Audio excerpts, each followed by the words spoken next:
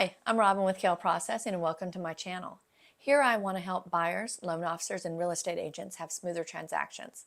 So today I'd like to talk to you about how the buyers are going to be buying the house, whether or not they're going to be single or married, and why it matters. So let's get into it.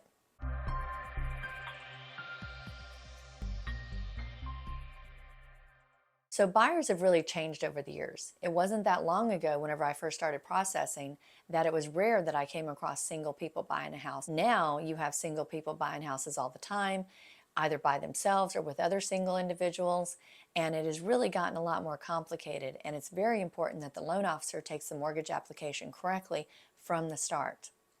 People wouldn't think that there was so many different combinations as to how you can buy a house, but there are whenever you factor in the way people live their lives. They can buy houses with family members, they can buy houses with married people, same sex and not same sex now. You can also get into a situation where you might have 3 or 4 people on a transaction, either married or single, and each one of those scenarios has to be taken application from a totally different standpoint. So it is important that the loan officer ask pointed questions about these, but it's also important that the buyer be upfront and explaining the relationship with the other parties in the transaction so that the loan officer doesn't feel that they have to make assumptions rather than asking uncomfortable questions. I've got a real great story about this that I'm going to tell you at the end of this, so stay tuned for that. You'll notice as I go through this, there'll be some repetition between topic to topic because some of the things that I talk about in regards to one topic will bleed over into another topic because it's all intermixed in a mortgage transaction. And the more times that I can repeat things that are tied together, the better that people will be able to learn and start to look at it from the other side of the transaction and not just making the assumption of, well, that seems stupid. Why would they be asking that? Well, it's all for very specific reasons. Hopefully my repetition on these topics won't get too boring, but it is very, very important that we go through them to keep you from having delays in your closing, and the realtors and the loan officers can get you closed and then move on to helping the next person. If you're a single buyer, then that's pretty easy. You're just buying the house by yourself, you're single, not married to anybody, easy peasy, you can get that one done. However, if you're buying a house as a married person, will your spouse be on the mortgage with you? That's a whole different topic on the pros and cons of putting your spouse on there. Are they going to be on there? You need to make sure your loan officer is aware, or they walk you through those pros and cons because you may not know which way is better. If you're a single person buying a home with another single person, then that's a totally different process in the beginning because single people, we do not pull their credit together and we do not put them on the same mortgage application or what we call the 1003. Married people can be on the same 1003 or mortgage application and same credit report, but single people can't. And it doesn't matter that you're engaged. It doesn't matter if you're living together. You're still single if you're not fully legally married. Now here in Texas we have common law marriage. That's a totally different situation and not a subject I'm going to go into right now, but just think of it like you're either married or not married, kind of like you're either pregnant or not pregnant. You're usually not partially pregnant. So just with married in the state of Texas, we don't even have separation here, which is a whole different topic for other states. But we don't have separation here. So you may be separated from your spouse and trying to buy a house separately, but as far as the Texas state law goes and the property purchasing, you are still married. So be aware of that if you ever want to go through a divorce and try to buy the house in the middle of the divorce.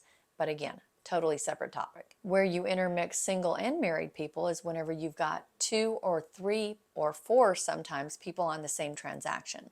That would be such as, say you have a daughter buying a house and the parents want to help out. So the daughter can be single or married to somebody else that may or may not be on the mortgage. And then the parents could be helping out by, say, being a non-occupying co-borrower or living in the house with the daughter as their primary residence, but then they could be married. So whenever you've got that kind of situation, you've got to have the different married couples on different 1003s, mortgage applications, and different credit reports. Now, if you've got a situation where you might have 3 separate people buying a house together and they're not married to each other, say 3 siblings or 3 friends, I know that's very rare that you would have that come up, but believe it or not, I have. I've actually had 4. One time in all these years, I've had 4 separate single people buying a house. So we had 4 separate applications and 4 separate credit reports. but it can get very, very complicated. So in other words, you just want to make sure that you're very, very aware that you need to give this information to your loan officer so they can take the mortgage application correctly the first time. You need to make sure that you know whether or not you're married, not separated, that does not count. And if you are not counting yourself as legally married by common law, you need to make sure that you're still single, even if the person that you've been with for a long time is your life partner. It doesn't necessarily mean that you're legally married to them. So be very aware that those things do matter in the mortgage application at the start, all the way through the end, to where you're going to take your vesting of the property in a certain way. This topic really shouldn't have been that hard, but I actually had to run through this several times to even get to this point. I guess because in my brain I was trying to detail out these things without it being so confusing, because in my brain it makes complete sense, but I'm sure to other people it probably isn't making sense. So my apologies for that. But let me tell you this story, and then maybe it will make a little bit more sense. And I'm hoping that these stories, just giving you kind of real world examples of why things matter, will kind of help, especially to the buyers, because they're not in this the same way we are. But even some of the green loan officers, and I say green meaning new, they haven't been in the industry very long, come across these things, and they're always just blown away whenever these weird things come up, because they just weren't thinking of it as being a problem. So let me give you an example. So I have a loan officer, one of my dear loan officers, and he is a great loan officer. Some people have been in the industry for a very long time and they still have difficulty with the simple things. He is actually a guy who got into the industry and learned very quickly, and he's very, very knowledgeable. But I'm not gonna call him out in this video. But he did have a situation come up where he took an application for this married couple and sent it over for me to process. And so we went through it. And then we get to the end and we had a very interesting surprise. This was two guys buying the house together. Nothing weird about that. Like I said, you can have same-sex marriages according to the federal government now, which is fabulous. But whenever it came down to it, they weren't married to each other.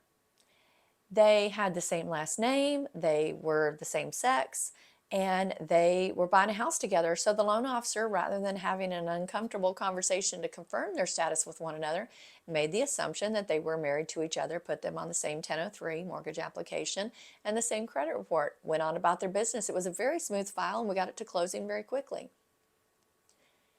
And then they showed up with their wives to closing. They were brothers, not spouses.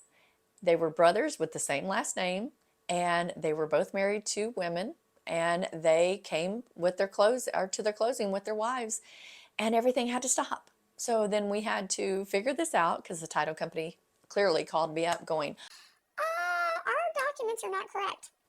So then we had to stop what we were doing, give the information back over to the lender. Fortunately, this was a conventional file that did not require a separate credit report on the spouses as the government loans do, which was great.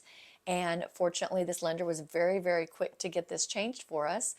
And we were still able to close the same day. But with a lot of lenders, that might not have happened, or we would have had to go back to underwriting if it was a program that now we had to pull the spouse's credit and count their debts to the file.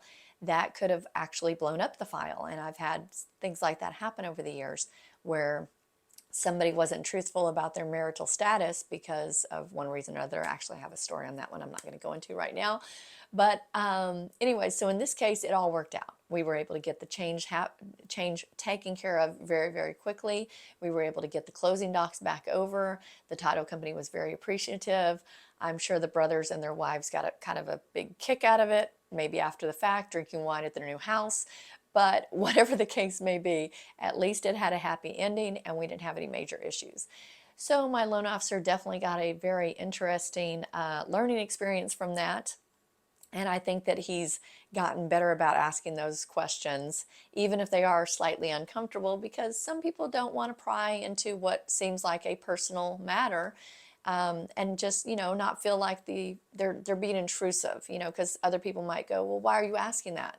Why would you be asking? Well, of course I'm married to him, and that's okay, but we have to verify. And so it's always best if we just ask to be sure, because in any situation, if you have two buyers with the same last name coming to you, they could be married to each other, but they could also be family of different kinds. And so you just don't want to make those assumptions. So that was my funny story. It was just, it really was kind of hilarious because the loan officer was completely caught off guard. So that's it. So hopefully this doesn't seem like it's rattling too much. Please like and subscribe. I'm going to try to get out more videos more often. I've kind of gotten busy with working remotely and traveling. So anyways, thank you so much for your time and have a great day. Bye.